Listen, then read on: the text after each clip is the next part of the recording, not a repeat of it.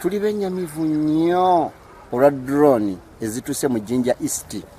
nga zitandise okuyoola abantu baffe mu ngeri gye tategeera.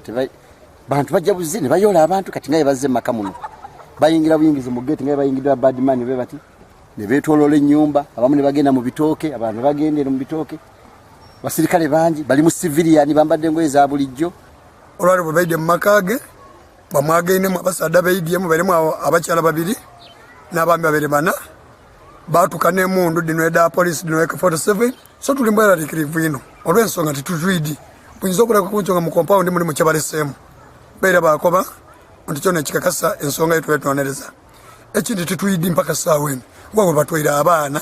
titwidiiwo. Operation yabadde yaffe era mu maka bangi bamuyita badman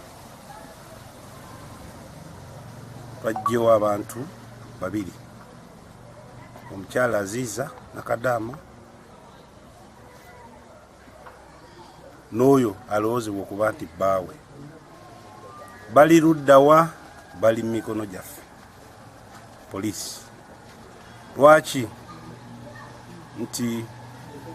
ensonga nkulu si yakwanjulwa mu ddiiro